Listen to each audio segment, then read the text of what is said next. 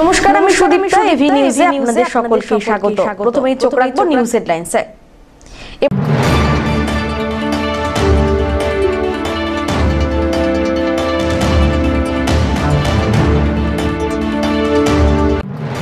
ধূপগুড়িতে অভিষেকের সভা মঞ্চে দাঁড়িয়ে বিজেপিকে এক হাত নিলেন। এদিনই নবজোয়ার 2-এর কথা ঘোষণা করলেন তিনি।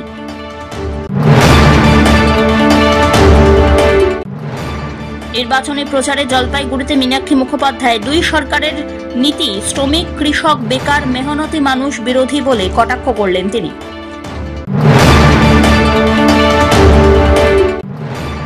লোকসভা নির্বাচনের জন্য মেলেনি প্রশাসনের অনুমতি। আমবাড়ির ঐতিহ্যবাহী গঙ্গা স্নানের মেলা আর বসছে না।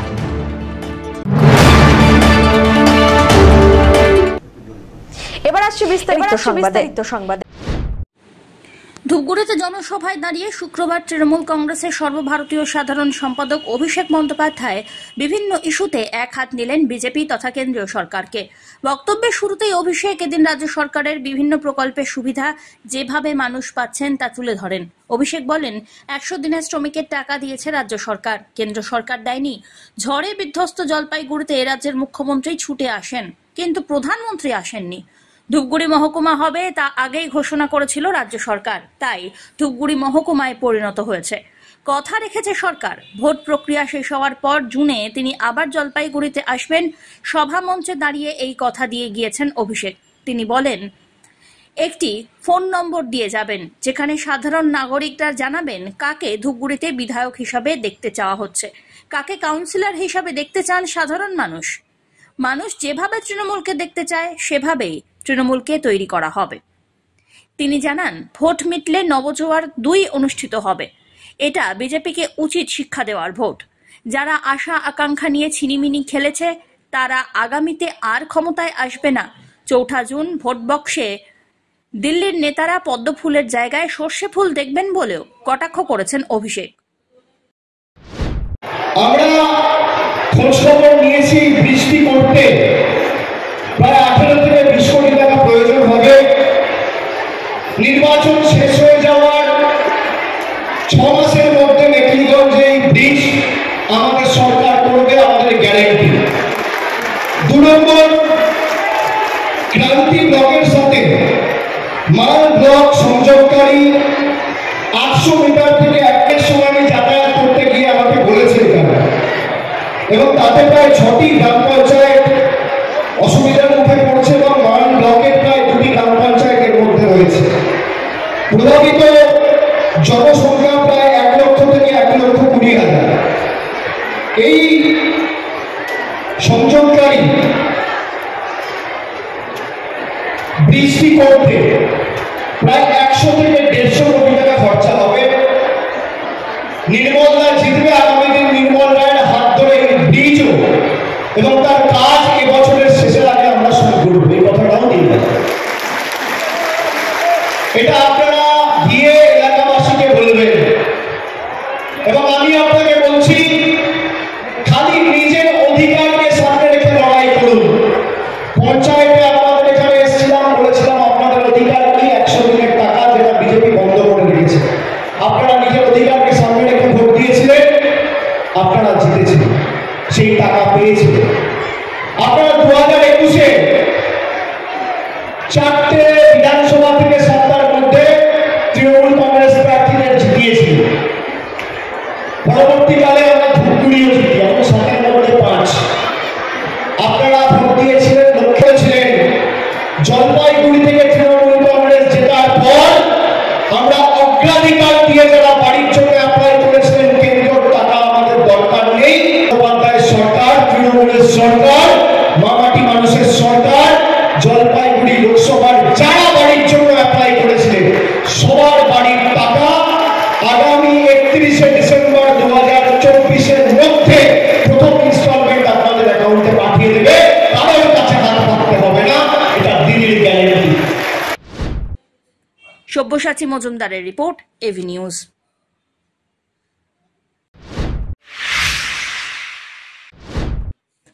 দুটো সরকারের নীতি শ্রমিক, কৃষক, বেকার ও মেহনতি মানুষ বিরোধী। গান্ধী মূর্তিতে শ্রদ্ধা জানিয়ে বাম কংগ্রেস জোট প্রার্থীর প্রচারে অংশ নিয়ে বললেন মীনাক্ষী মুখোপাধ্যায়। শুক্রবার জলপাইগুড়ি লোকসভা আসনে বাম কংগ্রেসের জোট প্রার্থী সিপিআইএম-এর দেবরাজ বর্মনের সমর্থনে মেগা রোড শো করেন। এই মুহূর্তে সিপিআইএম দলের অন্যতম মুখ্য তথা দলের যুব সংগঠনের রাজ্য সম্পাদিকা মীনাক্ষী মুখোপাধ্যায়। রোড শো চলাকালীন বাম নেত্রী বলেন, নির্বাচনের আগে এত নগদ অর্থ, অস্ত্র, মদ উদ্ধার হচ্ছে এই পশ্চিমবঙ্গ থেকে যে আমাদের প্রশ্ন, নির্বাচন কমিশনের কাছে এত বেআইনি বস্তু রাজ্যে আসছে কোথা থেকে? তাছাড়াও তিনি রাজ্য এবং কেন্দ্রীয় সরকার যে দুটি দল দ্বারা পরিচালিত তাদের নীতি শ্রমিক বেকার বিরোধী বলে মন্তব্য করেন। এই কারণেই জলপাইগুড়িতে এই মিছিলের মাধ্যমে শহরবাসীকে আহ্বান জানাতে এসেছেন যাতে লোকসভা নির্বাচনে বাম কংগ্রেস জোট প্রার্থী সিপিআইএম-এর দেবরাজ বর্মনকে ভোট দিয়ে জয়যুক্ত করা হয়। কি দাবি রাখছো এই মিছিলে? যেটা নেই ওটা দেশে, ওটা পশ্চিমবঙ্গে আর নেই, কারণ তৃণমূল এবং বিজেপি যে দুটো সরকার পরিচালনা করছে তাদের রাজনৈতিক দলের পলিসি অনুযায়ী সেই পলিসিটা কর্মসংস্থান তৃণমূলকে দুর্নীতি কাজ দিতে চাই না, তাই দুর্নীতি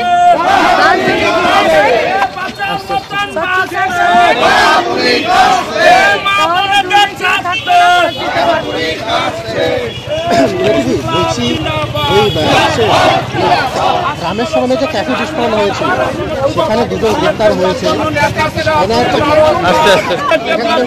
এই নির্বাচনের আগে পশ্চিমবঙ্গের পুলিশ পশ্চিমবঙ্গের মাটিতে কোটি কোটি টাকা অস্ত্র শস্ত্র সবকিছু বাজেয়াপ্ত করেছে। এত টাকা, এত অস্ত্র শস্ত্র আনতে কোথা থেকে? আপনারই কারা করেছে? পুলিশকে, নির্বাচন কমিশনকে তার সাথে জিনিসটা দেখতে হবে। ওটা পশ্চিমবঙ্গকে স্তূপের উপর বসিয়ে দিয়ে ভোট পরিচালনা করবে আজকে মুখ্যমন্ত্রী কোচবিহারে পুলিশকে শাসিয়েছে। একটা শ্রেণীর পুলিশ নাকি বিজেপির হয়ে কাজ করছে, তাদেরকে সতর্ক করেছে মমতা ব্যানার্জির পিঠে দুর্নীতি 17 বছরের হয়েছে, সেটাতে উনি জিত হয়ে সবার চেষ্টা করছেন। ওনার সমস্ত রকম ভৌতাবাজি পশ্চিমবঙ্গের মানুষের বিশ্বাস করেন। ইতিমধ্যেই প্রচারে দুবার বাধার সম্মুখীন হয়েছেন। সবটাই পুলিশের উপস্থিতিতে টিএমসি করে যাচ্ছে। তবে এত বাধার মধ্যেও মানুষের সাড়া পাচ্ছেন। প্রচারে বেরিয়ে সাংবাদিকদের এমনটাই জানালেন জলপাইগুড়ি লোকসভা আসনের বিজেপি প্রার্থী ডক্টর জয়ন্ত কুমার রায়। শুক্রবার প্রার্থী জলপাইগুড়ি শহর সংলগ্ন পান্ডাপাড়া এবং পার্কের মোড় এলাকায় প্রচার সারেন। পথ চলতি সাধারণ মানুষ এবং ব্যবসায়ীদের সঙ্গে এদিন কথা বললেন তিনি। সাংবাদিকদের মুখোমুখি হয়ে জানান, এর আগে তৃণমূলের পক্ষ থেকে বহুবার বাধার সম্মুখীন হতে হয়েছে, কিন্তু মানুষ যেহেতু রুখে দাঁড়িয়েছেন তার জন্য তেমন কিছুই করতে পারছে না শাসক দল। গত লোকসভা নির্বাচনের চেয়ে এবারে জয়ের মার্জিন অনেকটাই বেশি থাকবে বলেও আশাবাদী তিনি। বিপুল সারা আগের বাড়ির থেকে মার্জিন বাড়বে বলে আশা করছি। কোনো সমস্যা ফেস করতে হচ্ছে এখন পর্যন্ত এই প্রচারে? না, এখানে দুবার আমি সমস্যার মধ্যে পড়েছিলাম। প্রথমবার ফুলবাড়ি এলাকায়, সেখানে আমাদেরকে ভয় দেখানো হয়েছিল যে সেখানে আমাদের গাড়ি ঘেরাও করে বিক্ষোভ দেখাবে, কিন্তু সেবার আমাদের লোক সংখ্যা বেশি দেখাতে তারা পালিয়ে গেছিল, এবং অবশ্যই টিএমসির লোকজন। সেকেন্ড হচ্ছে বাগড়াকোটে মিনা মোড়ে, সেখানে আমি বাগড়াকোট চা বাগানের ভেতর থেকে, বাগড়াকোট এরিয়া থেকে যখন ফিরছিলাম তখন টিএমসির কিছু গুন্স তার ধারালো অস্ত্র নিয়ে তারা আমাদেরকে আটকানোর চেষ্টা করছিল এবং কালো পতাকা দেখানো এবং গাড়ির মধ্যে ভাঙচুর করার চেষ্টা এগুলো করছিল।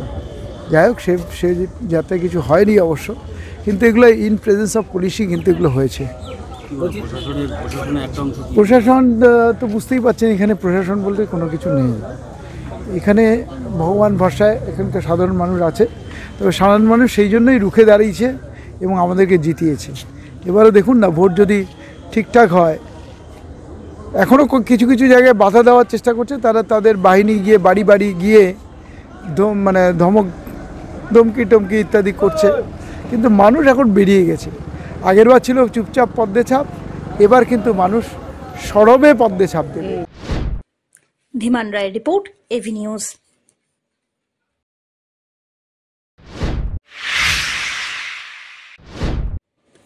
গত 8 মাস থেকে বেতন বকেয়া রাখা হয়েছে।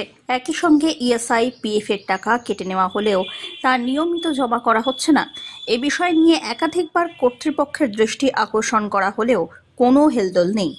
এমনই একাধিক অভিযোগ নিয়ে লোকসভা নির্বাচনের আগে আন্দোলনে নামল বিএসএনএল কন্ট্রাক্ট লেবার ইউনিয়ন।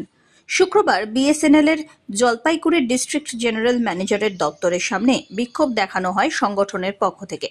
শুধু তাই নয়, দ্রুত বকেয়া বেতন না দেওয়া হলে বড় ধরনের আন্দোলনে নামার হুমকিও দেওয়া হয়েছে। জানা গিয়েছে, বিএসএনএল জলপাইগুড়ি বিভাগীয় দপ্তরের অধীনে জলপাইগুড়ি জেলা ছাড়াও আলিপুরদুয়ারে রয়েছে। এই দুই জেলায় ঠিকাদারের অধীনে প্রায় 500 জন অস্থায়ী কর্মী কাজ করেন, যারা লাইটম্যান, সিকিউরিটি, ইলেকট্রিক্যাল কর্মী হিসেবে কাজ করছেন। আন্দোলনকারী কর্মীদের পক্ষ থেকে এদিন জানানো হয়েছে, তাদের বেতন দেওয়া হয় 10 থেকে 13 হাজারের মধ্যে। এর আগেও দীর্ঘ মাসের বেতন বকেয়া রাখা হয়েছিল। আন্দোলনের পরে বকেয়া বেতনের কিছু টাকা মেটানো হলেও ফের 8 মাস বকেয়া রাখা হয়েছে বলে অভিযোগ করেছেন তারা। যে আজকে শ্রমিক কর্মচারীরা প্রায় 8 মাসের বকেয়া, শুধু 8 মাসের বেতন এদের বাকি আছে। পিএফ এর কথা বলে অনিয়ম, পিএফ যদি না থাকে তাহলে এরা কোনোদিন গ্র্যাচুইটি পাবে না, পেনশন পাবে না। যাদের লেবারদের ঠকানো হয়, এই শ্রমজীবী মানুষগুলোকে ঠকানো হয়, পিএফ আজকে এদের কাটা হচ্ছে না বা পিএফ দিচ্ছে না। কাটার পরেও পিএফ সেখানে তারা দিচ্ছে না শ্রমিকদের। ইএসআই, যেটা একটা দুর্ঘটনা হয়ে যেতে পারে, একটা অ্যাক্সিডেন্ট হয়ে যেতে পারে, হাসপাতালের ব্যাপার থাকতে পারে, সেই ইএসআইও ওরা দিচ্ছে না। এর বিরুদ্ধে লড়াই, প্লাস 100 জন সুইপারকে, জলপাইগুড়ি ডিভিশনের আন্ডারে কাজ করতো 100 জন সুইপার, এই বিএসএনএল কর্তৃপক্ষ তাদের সরিয়ে দেওয়া হয়েছে।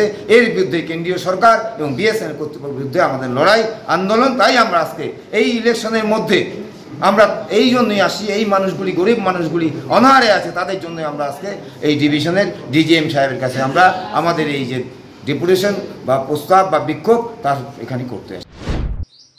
ধীমান রায়ের রিপোর্ট, এভি নিউজ।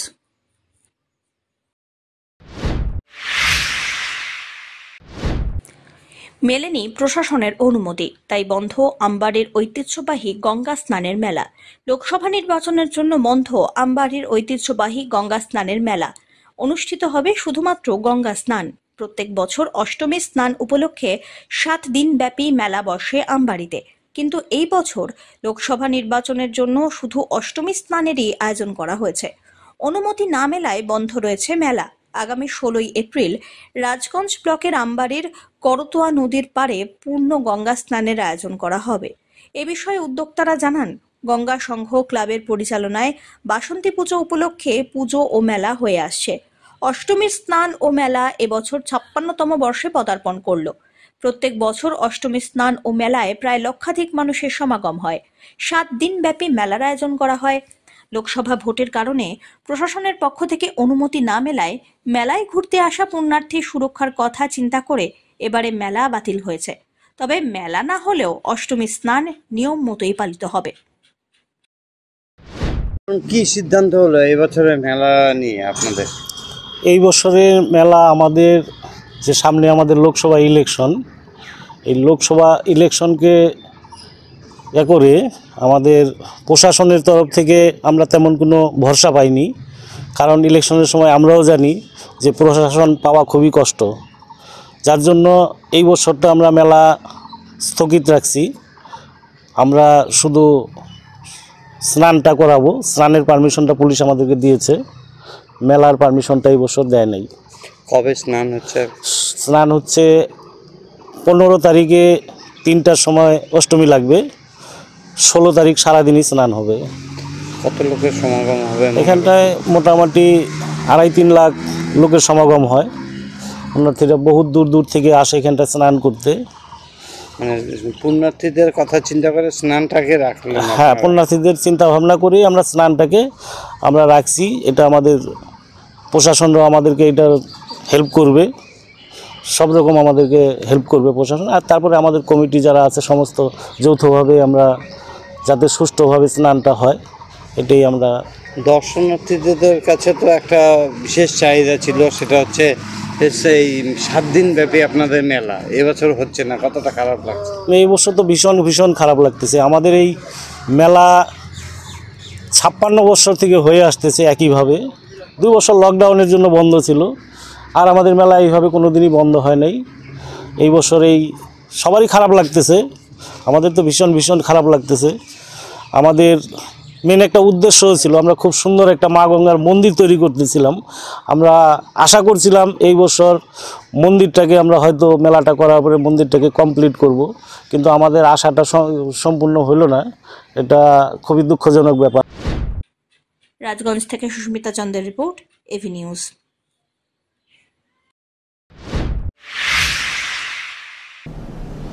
নিয়ে নিচ্ছে ছোট্ট একটি বিরতি, ফিরে আসছি বিরতির পর, সঙ্গে থাকুন। পশ্চিমবঙ্গ সরকার যুব কল্যাণ বিভাগের যৌথ উদ্যোগে আয়োজিত শতাধিক যুব কম্পিউটার প্রশিক্ষণ কেন্দ্রগুলির মধ্যে জলপাইগুড়ির সদর যুব কম্পিউটার প্রশিক্ষণ কেন্দ্র একটি।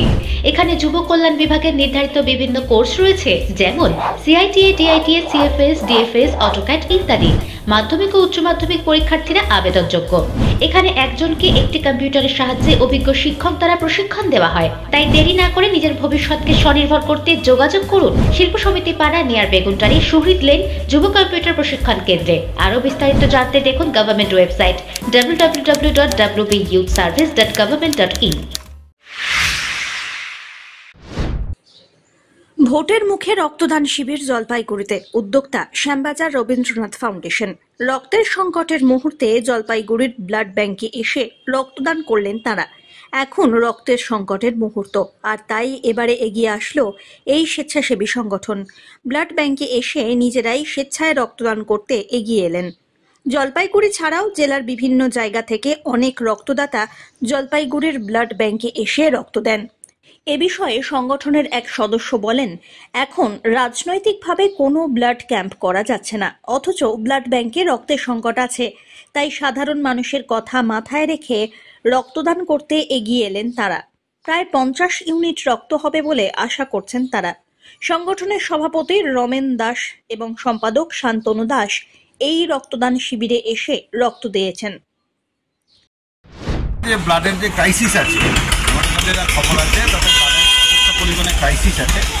আমরা হাসপাতাল কর্তৃপক্ষের সঙ্গে যোগাযোগ করে সেটা জানতেও পেরেছিলাম।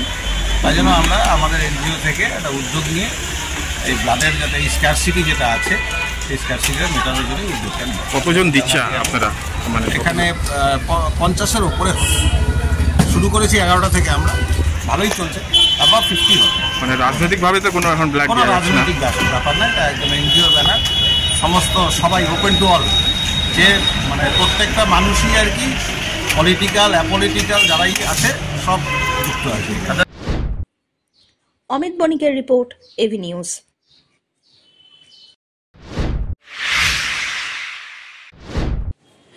রামনবমী উপলক্ষে শুক্রবার জলপাইগুড়ি শহর জুড়ে রামলালার ছবি লাগানোর ফ্ল্যাগ লাগানোর কাজ চলছে। আগামী 17 এপ্রিল রামনবমী, সেই উপলক্ষেই এই বিশেষ উদ্যোগ।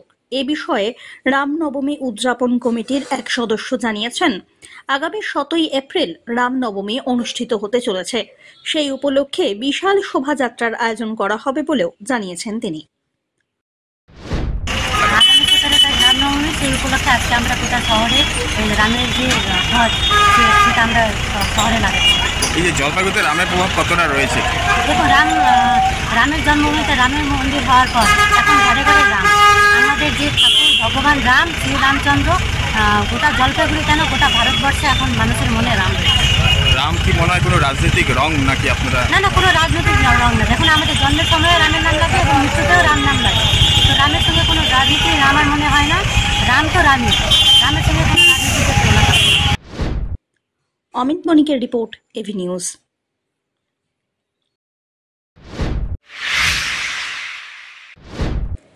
ভোটের দিন যতই এগিয়ে আসছে, রাজনৈতিক উত্তাপ বাড়ছে ততই। এবার মেটেলি ব্লকের নাগেশ্বরী চা বাগানে তৃণমূলের পতাকায় আগুন লাগানোর অভিযোগ উঠল। অভিযোগের তীর বিজেপির দিকে, যদিও বিজেপির তরফ থেকে এই অভিযোগ অস্বীকার করা হয়েছে। জানা গিয়েছে, মেটেলি ব্লকের নাগেশ্বরী চা বাগান এলাকায় তৃণমূলের চা বাগান শ্রমিক ইউনিয়নের পতাকা লাগানো হয়েছিল। পতাকার পাশাপাশি লাগানো হয়েছে পোস্টারও। বৃহস্পতিবার রাত্রিবেলায় নাগেশ্বরী চা বাগান এলাকায় তৃণমূলের পতাকায় আগুন লাগানো সহ পোস্টার ছিঁড়ে ফেলা হয়েছে বলে অভিযোগ তৃণমূলের। অভিযোগের তীর রাজ্যের বিরোধী দল বিজেপির দিকে। নাগেশ্বরী চা বাগানে তৃণমূলের শ্রমিক নেতা সাধন ওরাও বলেন, রাতের অন্ধকারে সংগঠনের পতাকায় আগুন লাগানো হয়েছে, ছিঁড়ে ফেলা হয়েছে পোস্টার। বিরোধী রাজনৈতিক দলের তরফে এই কাজ করা হয়েছে বলে অভিযোগ করেন তিনি। বিষয়টি মেটেলি থানায় মৌখিকভাবে জানানো হয়েছে। হেরে যাওয়ার ভয়েই বিজেপি এই কাজ করছে বলে অভিযোগ, যদিও যাবতীয় অভিযোগ অস্বীকার করেছেন বিজেপি নেতৃত্ব। তবে ঘটনাকে কেন্দ্র করে চাঞ্চল্য ছড়িয়ে পড়েছে। नागेश्वरी टी गार्डन चाँद मैदान के सामने में हम लोग तृणमूल चा श्रमिक का जो फ्लैग चिलौनी रोड से लेकर हम लोग ताती लाइन तक लगाया था रास्ता का साइड में, और पोस्टर भी काफ़ी लगाया था। उस पोस्टर को चीर फाड़ के विरोधी वाला इधर उधर कर दिया है, और हम लोग का तृणमूल कांग्रेस का झंडा को भी रात का समय में जला दिया है। कुछ झंडा दुकान के सामने में जलाया है और कुछ जो लगा हुआ है उसको जला दिया है। तो नागेश्वरी चा बागान के तृणमूल चा श्रमिक यूनियन का प्रेसिडेंट श्री साधना उराव जी, मैं ये बात बोल रहा हूँ, नागेश्वरी यूनिट के प्रेसिडेंट।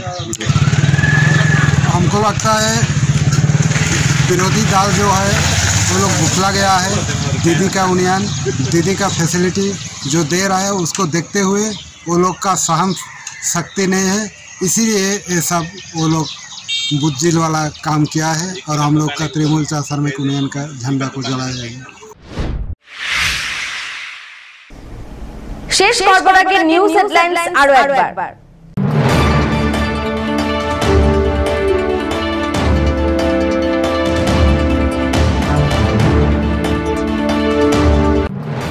ধূপগুড়িতে অভিষেকের জনসভা সভা মঞ্চে দাঁড়িয়ে বিজেপিকে একহাত নিলেন।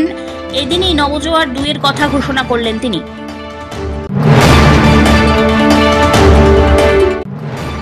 নির্বাচনী প্রচারে জলপাইগুড়িতে মীনাক্ষী মুখোপাধ্যায় 2 সরকারের নীতি শ্রমিক, কৃষক, বেকার, মেহনতি মানুষ বিরোধী বলে কটাক্ষ করলেন তিনি।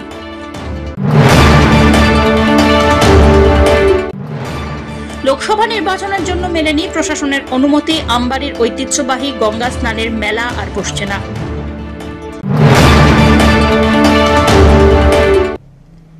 এখনকার মতো নিউজ এ পর্যন্তই। পরবর্তীতে আসছি আরো সংবাদ নিয়ে। দেখতে থাকুন আমার বিশেষ। নমস্কার।